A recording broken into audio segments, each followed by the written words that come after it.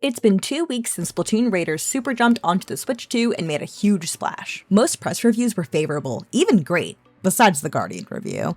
And it now has one of the highest user ratings on Metacritic in history. Raiders has got old and new fans, even fans who dropped Splatoon years ago who felt enticed to come back, chatting about it extensively. I've been obsessed with Splatoon since the day it was announced to the world, and coming from someone who got to experience the series preview at E3 2014 and now plays the mainline series competitively, I had to sit down and figure out what about the spin-off of Raiders has gripped people in a way that the mainline series never has. And as a note for anyone here avoiding spoilers, while this video will feature clips of me playing Raiders, there will only be one clip about story stuff, and even then it will be obscured so as not to spoil things for you.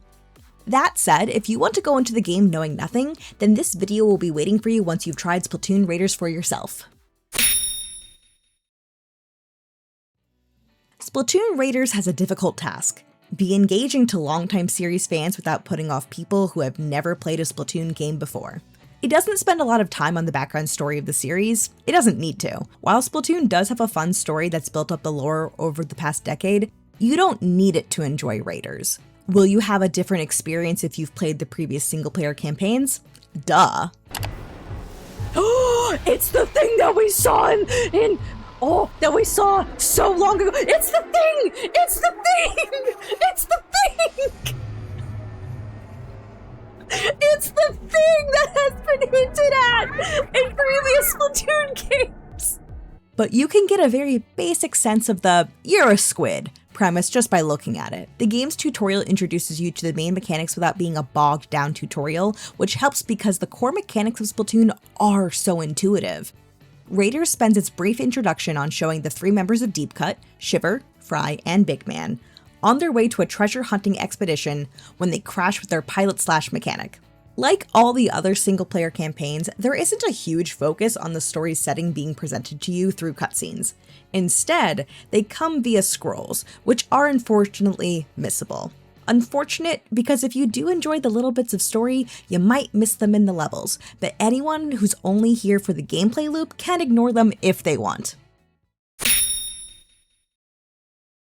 Where Splatoon 3's single-player DLC Side Order was a take on the roguelike genre, Raiders is a take on the looter-shooter genre, and it does so in a way that avoids many of the pitfalls of looter shooters. I've played a fair amount of Borderlands co-op with my spouse, and even though we enjoy it, we find it can get pretty mindless and repetitive. One core part of Raiders is its flexibility and experimentation. You can change your build between missions, and the game's design makes this necessary through the ink tank types. But more on that in a bit. There's no one weapon or gadget combination that's emerged as the must-have for everyone. One of my favorite things to do in my live streams for Raiders is to ask people what builds they love the most, and there hasn't been a wide consensus on the specifics. A lot of people say the tactical tank is the best, but I say they hate the whimsy of the speed and power tanks. Even then, while the tactical tank has the plurality of popularity, I wouldn't say it has the majority. Some people will love a particular gadget, while others hate it. When a game's design allows for a lot of strong options, you can tell the developers put a lot of thought into a variety of gameplay styles. And when every weapon has its weak point, say Chargers not being nearly as mobile or a Splattershot Jr. being very short range, gadgets allow you to cover for those weaknesses. Or capitalize on what they're best at to make them even more powerful in one area. And that's why this game not only looks good, but feels good. Yes, I could talk all about how beautiful the cutscenes are and the exciting ink physics that have revitalized my excitement for a theoretical Splatoon 4, but it's the gameplay loop that everyone talks about. Because missions are short, it's easy to tell yourself just one more raid. If you only have half an hour to spare, you can get in a lot of raids in that time or develop gadget parts and experiment. The mainline Splatoon series also sets itself apart from a lot of multiplayer shooters by the matches being short. 3 minutes for Turf War or 5 minutes in Anarchy, or longer if overtime is triggered, but there are also knockouts in Anarchy that can make matches as short as a minute if it's overwhelmingly one-sided. Splatoon's game feel has always leaned into the idea that less is more. And Raiders' pace is practically a frenzied panic with huge boosts of activity, followed by methodical experimentation in your hub area before you then go into another raid. Heck, I took a break from making this video to go play 1 or 2 missions in Raiders. I was gone for an hour. I played a lot more than 1 or 2 missions.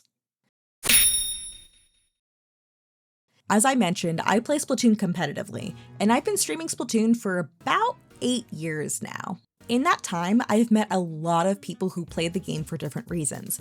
And there are plenty of fans who love the world of Splatoon, its characters, and its design, but don't like PvP games. It's not even that they don't like being challenged or a sense of improvement in a game. Playing against another player is just a different stressor from playing a single player experience. And even those who do like multiplayer might only like cooperative multiplayer, such as a PvE mode like Salmon Run from Splatoon 2 and 3. Raiders is designed with the single player experience in mind first, and it's made the series more accessible for people who only engaged with Splatoon a little bit previously, or even for people who've never played Splatoon before. You don't need a Nintendo Switch Online membership to get the most out of the game, unlike with the mainline games.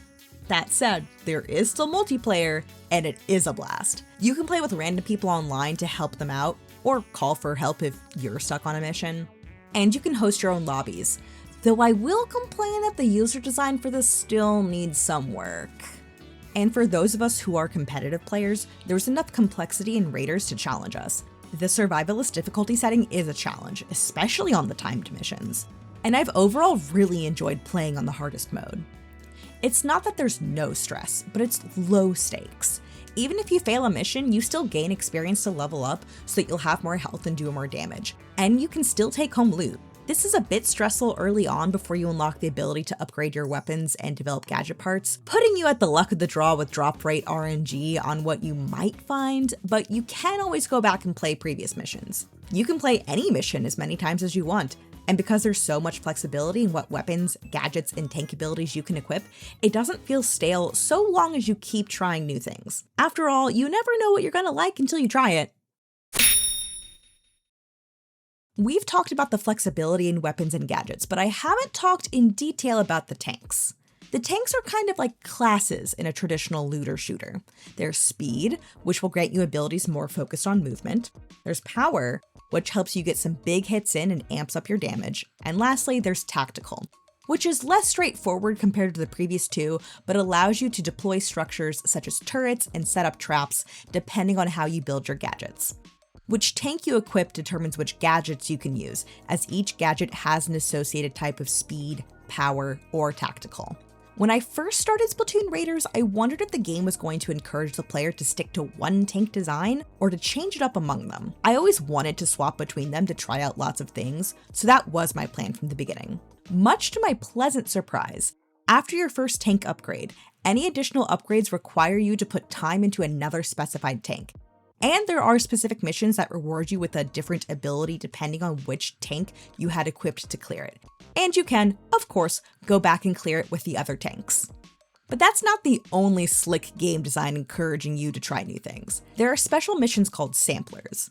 They feel more reminiscent of some of the platforming missions in mainline Splatoon game single-player modes, but more importantly, they give you a set build with set weapons and gadgets, and sometimes even no weapon. Each of these missions acts almost like a tutorial on how to use that gadget for specific kinds of movement or objectives.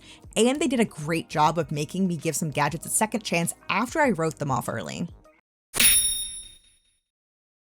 There are many approaches to game design, and there are many kinds of enjoyment people can get out of their entertainment. I've played plenty of games that I got something meaningful out of, even if they weren't straightforwardly fun. But Splatoon Raiders really does consider what is going to keep you playing.